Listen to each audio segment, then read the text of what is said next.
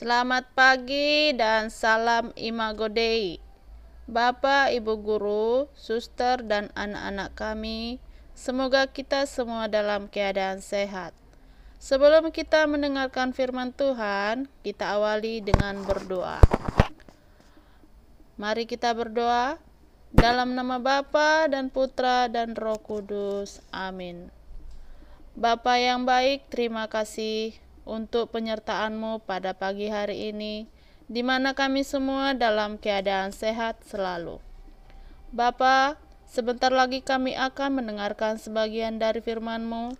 Kiranya terangilah hati dan pikiran kami, agar kami mampu mendengarkan dan memahami firman-Mu pada pagi hari ini.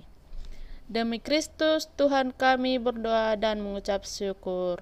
Amin. Dalam nama Bapa dan Putra dan Roh Kudus. Amin. Bapak, Ibu, suster, dan anak-anak kami, bacaan kita hari ini diambil dari Matius 21 ayat 33 sampai 43 dan 45 sampai 46. Perumpamaan tentang penggarap-penggarap kebun anggur. Dengarkanlah suatu perumpamaan yang lain. Adalah seorang tuan tanah membuka kebun anggur dan menanam pagar di sekelilingnya. Ia menggali lubang tempat memeras anggur dan mendirikan menara jaga di dalam kebun itu. Kemudian, ia menyewakan kebun itu kepada penggarap-penggarap lalu berangkat ke negeri lain. Ketika hampir tiba musim petik, ia menyuruh hamba-hambanya kepada penggarap-penggarap itu untuk menerima hasil yang menjadi bagiannya. Tetapi penggarap-penggarap itu menangkap hamba-hambanya itu. Mereka memukul yang seorang, membunuh yang lain, dan melempari yang lain pula dengan batu. Kemudian Tuhan itu menyuruh pula hamba-hamba yang lain, lebih banyak daripada yang semula. Tetapi mereka pun diperlakukan sama seperti kawan-kawan mereka. Akhirnya, ia menyuruh anaknya kepada mereka. Katanya, "Anakku akan mereka segani." Tetapi ketika penggarap-penggarap itu melihat anaknya itu, mereka berkata seorang kepada yang lain, "Ia adalah ahli waris, mari kita bunuh dia, supaya warisannya menjadi milik kita." Mereka menangkapnya dan melemparkannya keluar kebun anggur itu, lalu membunuhnya. Maka apabila tuan kebun anggur itu datang, apakah yang akan dilakukan dengan penggarap-penggarap itu? Kata mereka kepadanya, "Ia akan membinasakan orang-orang jahat itu dan kebun anggurnya akan disewakannya kepada penggarap-penggarap lain, yang akan menyerahkan hasilnya kepadanya pada waktunya." Kata Yesus kepada mereka, "Belum pernahkah kamu baca dalam kitab suci? Batu yang dibuang oleh tukang-tukang bangunan telah menjadi batu penjuru. Hal itu terjadi dari pihak Tuhan, suatu perbuatan ajaib di mata kita.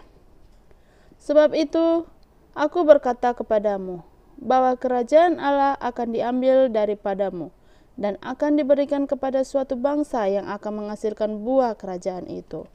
Ketika imam-imam kepala dan orang-orang Farisi mendengar perumpamaan-perumpamaan Yesus, mereka mengerti bahwa merekalah yang dimaksudkannya. Dan mereka berusaha untuk menangkap dia, tetapi mereka takut kepada orang banyak, karena orang banyak itu menganggap dia nabi. Demikianlah firman Tuhan. Terpujilah Kristus. Bapak, Ibu, dan suster, anak-anak kami juga sekalian, perumpamaan ini mengajak kita untuk merenungkan bagaimana Tuhan Allah selalu mengasihi anak-anaknya. Yesus selalu mengingatkan kepada kita bagaimana pewartaan para nabi. Yesus sebagai ahli waris pemilik kebun anggur itu akan dibunuh, dianiaya, disiksa, dan ditolak. Perumpamaan ini hendak mengajak kita untuk menerima Yesus sendiri sebagai pewaris kebun anggur, yakni Allah sendiri, para penggarap kebun anggur yang serakah. Mereka hanya memikirkan diri sendiri. Dan mereka adalah kaum Farisi dan imam-imam kepala yang merasa diri paling saleh dan suci. Kekuasaan untuk memiliki dan mengatur hidup sendiri membuat manusia mengabaikan dan bahkan melawan Tuhan. Nikmat duniawi di mana penghormatan, status, dan kekayaan sebagai pemimpin Israel membuat mereka lupa bahwa semua itu akan mereka pertanggungjawabkan di hadapan Allah. Anak-anak kami, Injil ini kita diajak untuk saling mengasihi sesama kita.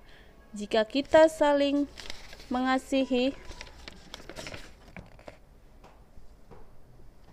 sesama, maka kehidupan kita akan terasa lebih indah. Amin. Kita akhiri dengan berdoa. Bapak, Ibu, Suster, dan anak kami, marilah kita berdoa. Dalam nama Bapa dan Putra dan Roh Kudus. Amin. Bapa yang Maha Baik, semoga firman-Mu pada pagi hari ini bisa kami merenungkan di dalam hati kami masing-masing.